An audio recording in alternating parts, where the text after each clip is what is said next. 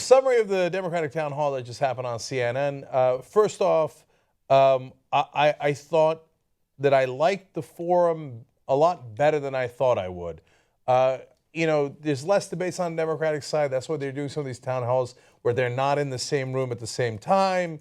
And it felt like it's just kind of a weak compromise.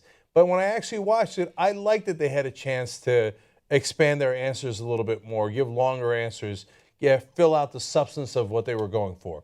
Now, I think Martin O'Malley used a lot of that time to roll up his sleeves. Am I allowed to stand? You can do whatever you want. I'm not capable of doing Q&A in Iowa please. from a seat. Wherever you want to be. Okay. All right. I'll take your call. It's fine. Good evening. Hi. Literally, roll up the sleeves, roll up the sleeves.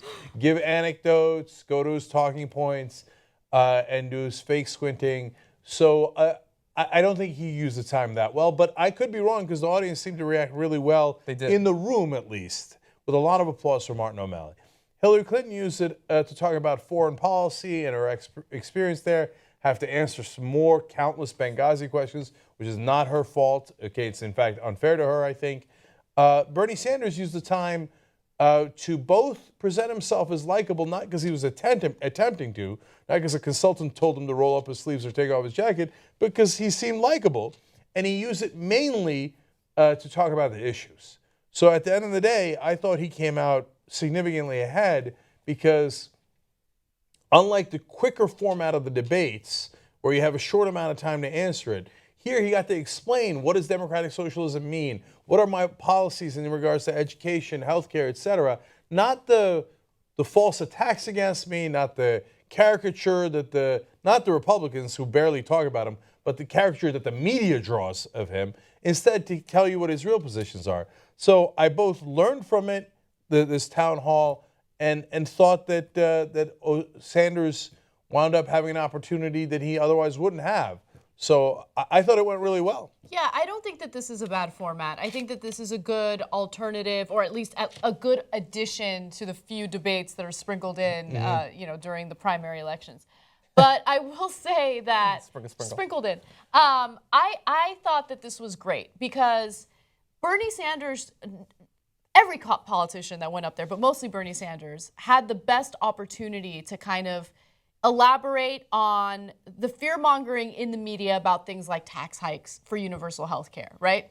I wish that he was more aggressive in addressing that so people understand you are going to save money. The tax hikes are primarily going to be for the wealthiest people in this country. Yeah. The middle class is going to have a tiny, minuscule increase in their taxes, but the amount of money that you're going to save in health care is going to offset that significantly. So I thought that the format was great, and I don't think that the DNC realizes that Bernie was going to use this to his advantage. Yeah, so it was an oops that wound up helping him. I've liked the forum format since the Rachel Maddow one. I thought that was good. I thought that was probably the worst of the three. Well, her moderating wasn't the worst. The forum was the worst. And the brown and black was great, I thought. And this is perfectly fine. I liked that Bernie was protected from constant interruptions and distractions so that he could express himself. Like, all of the candidates stood up and went really long. But I think that he and Hillary used that time much better than Martin O'Malley, perhaps. But unfortunately, Hillary is protected from any hard questions for the most part. I mean, look, there was the question about, are you dishonest? I didn't really like that question. I didn't like the distraction about Benghazi and the distraction about the emails.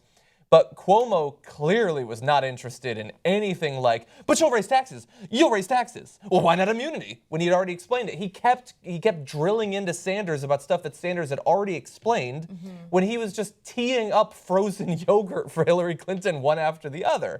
And look, overall, I think that she did a good job. But when you aren't going to have anyone talk about campaign finance reform, nobody's going to mention the banks in front of you, well, then that's a pretty good format for you, too, by design. Yeah, that's true. And remember, I feel like Bernie and Hillary got the opportunity to focus on the issues that they're strongest on, right? So Hillary focused primarily on foreign policy, which everyone thinks is Bernie Sanders' weakness, and Bernie Sanders focused primarily on income inequality, right? How much talk was there about income inequality when Hillary was speaking? The question was about income But inequality. she didn't address income inequality. She talked about, I'm for addressing all types of inequality, except for gay marriage, by the way, which she didn't. Which she now is. Which she now conveniently is in favor Yeah. of, when the majority of the country is in favor of gay marriage. And I think it's a dicey.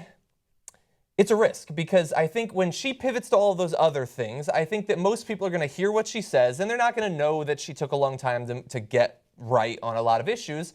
And she is on the right position on a lot of those issues. If you're interested in racial equality, gender equality, clearly those are things that she cares about. But then you should question, well, why is it that she changes the subject from income inequality? Not because she doesn't think there should be less, perhaps, but because that's not her passion. That hasn't been her passion throughout her life, and that would not be her passion day to day if she were president. Bernie Sanders focuses on it because he plans to do something about it if he becomes president. And you can try to fool people into thinking that the day-to-day goings-on in Syria should be more important for over 300 million Americans than the state of our economy and the way that they've been duped by both economic and political elites. But there's a reason she pivots away from it. And I hope that when they've been already sort of fired up and tantalized by what Sanders is saying, and Sanders so clearly understands how they've been lied to and manipulated over the past decade plus, that when they get to Hillary and she changes the subject, they should wonder, well, why is that? He was raising really good points about the system, and now she's just talking about race and gender when he's going to do the right thing on those too. Hopefully they'll see that. Okay, so in summation, I want to build off of what you guys are saying. To what John was just saying, they got a chance here to show their true selves, right? Because they had enough time now to say, okay, this is who I am, this is what I stand for. Anna pointed that out too, right? So Bernie's true self is, look, here's the substantive things I'm going to change. This is why I'm running, because I really want to make sure that we do something about income inequality, et cetera. Hillary Clinton is, I'm running because I have good experience in foreign policy. Really, like, it motivates you that, like, how would it motivate you? Like, for example, I care a lot about foreign policy. One of the things that would motivate me is, I don't want these idiots getting us in a war with Iran, right? Or a war we don't need, however, you frame it. It's about her as opposed to the policies. Exactly. Do you see what I'm saying? And maybe I'm being a little unfair to her because she asked very good answers about how she kept us out of the war with Iran, et cetera, right? So I'm not, trying to downgrade her answers on that.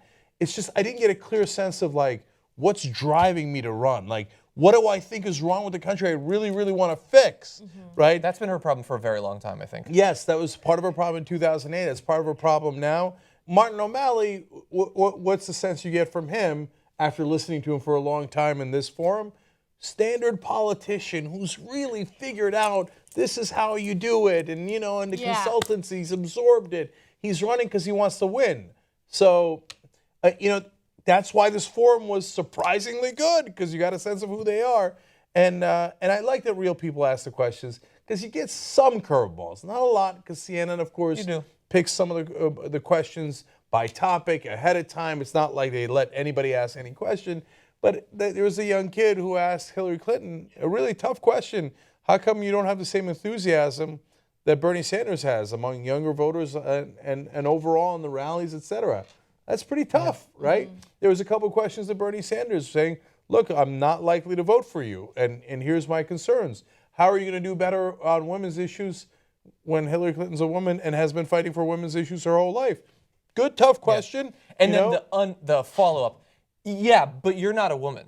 That was Chris Cuomo. Exactly. I know. That wasn't her. I agree. That's exactly what I'm saying. The question from the audience member was perfectly fine. But then I think Bernie gave an amazing response to it. And then Chris Cuomo was like, yeah, but she said you're not a woman.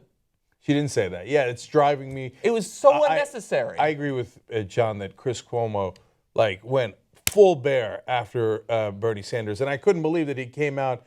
First two questions to Hillary Clinton were, how come Obama loves you so much? Right? Not in a Democratic caucus that helps her so much, and then seems to be endorsing you. And then his third question was, how come you're in a tight race with Bernie, who's a socialist? Who describes himself as a socialist, which he doesn't. He doesn't. I know, but it's all framing on her side. Finally, just to touch back on what Anna said about Bernie Sanders' answer to this income inequality that he brought up, and then Chris Cuomo's attack against them. Why are you trying to punish the rich? He said it 4 times, punishing them, punishing them, punishing them. Chris Cuomo, of course, comes at it from that perspective because he's among the rich, right? So he feels like, don't punish me, don't punish me. And Sanders had great answers. What I would have loved is if he had said, look, now, of course, he's not going to say this the way I'm about to say it, but it reminded me of Rowdy Piper. Again, for your old school wrestling fans, you're going to understand. Let me explain it to everybody else. So this guy as a wrestler was known for, he'd hit you oftentimes when he wasn't looking, when you weren't looking. And then when you went to hit him back, he'd say, whoa, whoa, whoa, don't hit me. Don't hit me. What are you doing, right?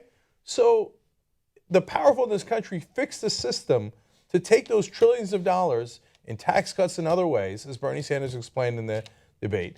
And now when we turn back and go, hey, wait, why did you take all that money from American productivity and not give it in wages to the American worker and take it for yourself? Don't hit me. Don't hit me. What are you doing? Don't punish me. Don't punish me. Chris, go get him. Go get Bernie Sanders. We don't like that kind of talk, right?